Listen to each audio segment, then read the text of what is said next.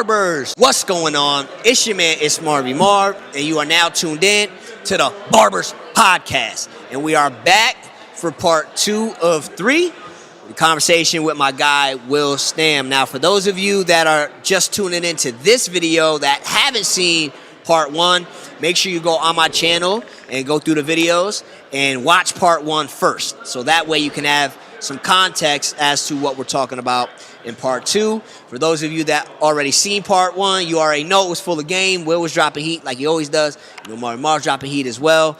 And we talked about a whole bunch of stuff. For those of you that watched and paid attention, you remember that where we left off was talking about building clientele, right? Yes, sir. We were talking about how there are barbers that follow me, a lot of barbers in the barbering industry that are looking to get busier and that want to grow their clientele and want to make more money, right? And we got you on the podcast. You own some shops. Yep. So you're building clientele for the shops. You're helping other barbers within your shops build their clientele. You have been able to build a clientele, right, that you've been able to maintain for years, that have stuck around with you through price increases and all of that, right? So the question then is, what are some of your best tips for growing clientele? Obviously, you're doing something right. With the shops, with the other barbers, your clientele. What advice would you have for the barbers watching that want to grow their clientele? Got you. So the first thing I would say for building clientele, for new barbers, for barbers been in the game for a while, is you have to know what type of clients you want. I like that. You know, I built my business as a barbershop as professional cuts. I want the professionals. That's who I want. I don't want everybody. So when I think about a professional, what do they normally do? The people who make money in this world, to my knowledge, all get up early. The lion's share of them get up early. So that's exactly what I do. So once you know your target, you can tailor your strategy to your target.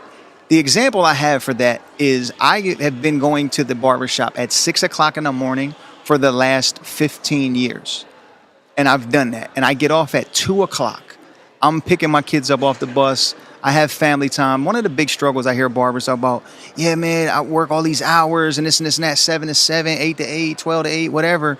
I hate the swing shift. I want early because I wanted my kids, they get on the bus in the morning. Wife gets them on the bus. I'm picking them up off the bus. So I have that family time and I also have my clientele time. Professionals love that. And then you have to be on time. So I'm there early. That's one tip. I'm on time.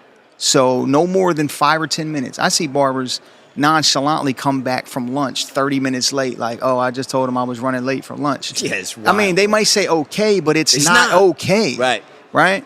And then you have to know your local people, right? So if you're in a shopping plaza that has restaurants, make yourself frequent there. Buy food there. Speak to the people. Let them be your influencer for you to tell people to come to you. You can hand out business cards. That worked for me 15 years ago, and I've been able to maintain it. Now you have social media.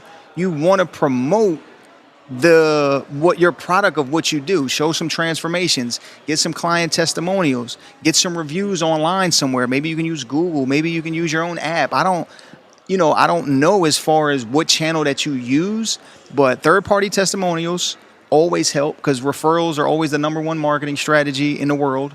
If somebody tells somebody something's good, they usually go try it. That's a fact. Right? So you can do that. Get to work early. Know your clientele based on who you want, and then put yourself in arenas where they are. If you want fitness professionals, you better go to the gym. Start working out crazy. You can go find the type of person you want. It's different for everybody. Some people want the night crowd. You know, they don't want to come in till late. They may do something else in the morning. That's fine too. But now you have to adjust your strategy on where you can get in contact with those people.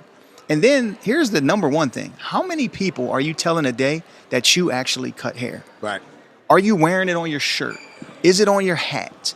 Do you see, barbering is my religion. This starts conversations, baby. Yeah, are you all in?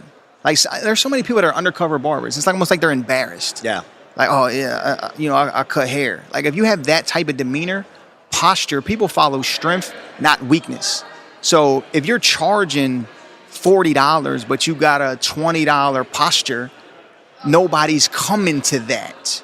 I can charge $100 and be like, yes, I charge $100. It's the best experience of your life. You'll never forget it. And as a matter of fact, your wife will notice when you get home. If I talk like that, somebody's like, dang, because people follow strength, not weakness, and they follow and come right to me. But if I'm like, yo, I'm a little pricey, but it's worth it. If you talk like that, nobody's going to come to you. So you got to have confidence. So then people say, well, where's the confidence come from? Competence, the repetition, the skill set. If you know what you're doing, you'll speak from a place of confidence. If you don't, you won't. So you have to do the work. Ain't no running from that. And you have to tell as many people as possible through as many outlets as possible that you're our barber and where you are. I love it. I love it. And to piggyback off of some of the stuff that he said, you got to let people know you're a barber, all right? And even if you're not the type of person that's going to go out of your way to approach random strangers, because I get it. Some of y'all, that scares y'all to death thinking about it, right?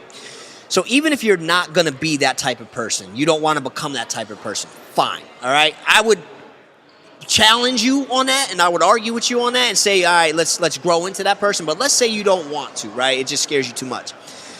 Each and every day, you are in contact with people no matter what. Yeah. Because you're going to the grocery stores, right? You're going to the bank, hopefully, right? You are going to the fast food joints. You're going to pump gas in your car. You're going these places. You're going out to eat with your friends. You're going these places where you're coming in contact with people, and you're going to be in conversations anyway, right? So if you're already going to be in a conversation anyway, why not bring up the fact that you're a barber when you're paying for gas at the gas station? And why don't you bring up the fact you're a barber when they say, hi, how can I help you? And you're like, I just need 20 on pump 6. And they're like, anything else? And you go, no, that's it. I just got to make sure, I got enough gas to get home. I'm leaving the barbershop right now. My tank's a little on, right? You can bring up barbering into that conversation naturally with the person at the gas station, right? If you're at the restaurant, you're dealing with a waiter or a waitress, you could probably bring up the fact you're a barber, right? So even if you're not going to go out of your way, at least in each conversation you have every day, let's make this a goal. Let's make it a challenge. Every conversation you have every day with the random person that's helping you in Target, right? Just bring up the fact you're a barber in some way, and you'll be amazed at what that will do for you. That's so true, man. Because I've been in conversations at cookouts, barbecues, events, whatever, and people would laugh at me and crack jokes like, you can't talk to Will for 5 minutes without talking barbershop. Love it. You can't. That's the best compliment. I am barber crazy. I am. Like, no, everybody who knows me knows they can't talk to me for 5 minutes without talking barbershop. They can't do it. Yeah. And it's funny. They laugh at me. They call me crazy, but I'm on my way to making crazy money, so I don't care. You know what I'm saying? Love it. So it's great. I hope you guys are enjoying this conversation. If you are, make sure you click the like button. Leave your comments in the comment section. If you haven't already done so, make sure you subscribe to the channel. And, of course, you got to make sure you're following Will on all platforms. You see his name on the screen because, listen, we here to give y'all game, right? We've bumped our head a lot. We made a lot of mistakes, a lot of trial and error.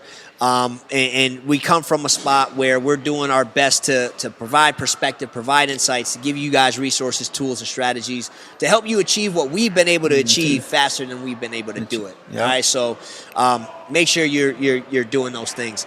And I want to touch on one more thing too, right? Because we were talking about it earlier. You had the strategy, and you said, I'm not going to give it away. I'm going to let you discuss it, but basically R&R. Yes. Right? So getting the clients is one thing, right? We just gave them some game, right? I hope y'all picked it up. Some game to get some clients, so that's one thing. So then there's that other side of it, right? Yeah. Where they got to keep them coming back. So can you elaborate a little bit on what R&R means and what are some tips for them to do the second R in VR? So R&R means simply this, and this is transferable to any business. So if you're a barber, entrepreneur, whatever, there's two main things that are just absolutely the lifeline of any business. It's the ability to recruit new clients, new barbers, new whatever you're trying to recruit or gain money from. You have to have an ability to be able to recruit them, right? And then the other thing is retention ratio. You can't scale a business unless you can retain, because it costs so much money to get a client at times. If you can just get more money from the clients you already have, that is the definition of scale. Reducing what you're spending while also increasing your revenue. Every business has that desire. In the barber game, that's exactly what we are able to do if we do it right. Barbers. So I hope you're enjoying the video. I know it's packed with a ton of value and a lot of game and gems for you. I just want to take a quick break from the video to remind you guys that you can purchase this shirt by visiting the link in the description below. Barbering is my religion. Now, I know a lot of you guys watching this video are just like me and you love barbering, you love everything about it, and you want the world to know. So you can purchase this shirt. It's available in a whole bunch of sizes, and you can do so very easy by clicking the link in the description. Now, why would you want a shirt like this aside from the fact that you're just a barber that loves barbering? Well, because the goal is to build clientele as a barber, right? And how are you going to do that? By letting more people know that you cut hair, right? So what's a way you can do that? By wearing barbering apparel, especially for you introverts out there that don't like starting conversations, right? It's not that you're not good at having conversations or holding conversations. Sometimes you just don't know how to start one. But once you're in one, you're very good at having them, right? Well, this shirt gives you an opportunity to have somebody notice it, like it, comment on it, and begin a conversation. At which point, some point during the conversation, you can let them know where you cut hair and how they can book with you. So simply wearing shirts like this can help you build and grow your clientele. And on top of that, it just gives you an opportunity to let the world know that barbering is your religion and you love it. So make sure you visit the link in the description and pick you up one today. They're on sale now. Barbers, go get you one. So consistency is going to build you a level of demand that will allow you to raise your price. If you get above 80% booked at all times and you're fully booked all the time, you should always raise your price. It doesn't matter if it's $5, $10 a year, something that or less every single year. If you have the demand, is really, really good for you. Like if you raise your price per client $25 in a 5-year window, that is awesome for a barber at the barbershop, because now you're $50, $60, $75 a haircut, especially if you're speed and you can get 2 done in an hour or 45 minutes tops. You're making some serious money to be able to create a living plus excess to be able to invest. And I told you in the first show that it's not how much money you make, it's how much money your money makes, because that's the only way you're going to get free. I don't care what you do or how much you charge. I love it. So for those of y'all that didn't pick it up, R&R is for recruit and retain, right? Yep. So you got to go out there, do your best to acquire and recruit the clients. Yep. And then when you get them in a chair, you want to do your best to retain them and keep them coming back. And I forgot to add this in. When I talk about retention, you might have missed the word I said, but consistency is the biggest thing when it comes to retention. And that allows you also to build a relationship. Relationships, people can walk away from a service. It's hard to walk away from a relationship. They want to cry. They'll do whatever. They'll drive for you. If they connect with you through the relationship and the consistency of the relationship, man, you got them at your mercy almost. I love it. So recruit and retain. Yes. All right. Be consistent. Yep. Develop relationships. All right.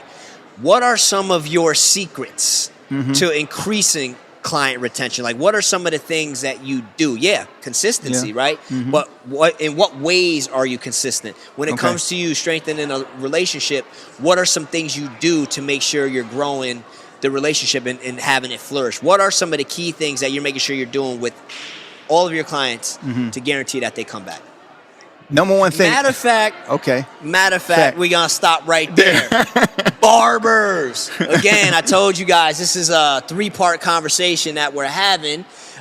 So if you want to hear, I feel like he about to go in. You see that, right? I see it. I don't know if y'all see he about to go in.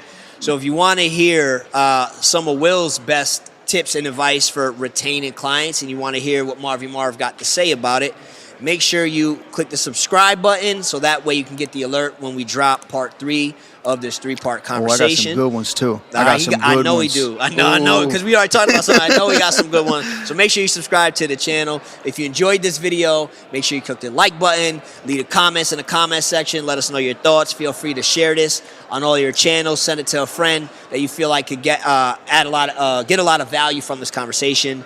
And definitely make sure that you follow Will on all social media platforms so that way you can keep up with him and what he's got going on. So, yeah, part 3 right? We gonna Yeah, get into yeah, it, right? for sure. I want to get into it. I know you about to drop some games. So guys, subscribe. Make sure you have your alerts on. Part 3 is gonna be fire. Barbers. We'll be back. Can I get it one time? Let me hear your best barbers.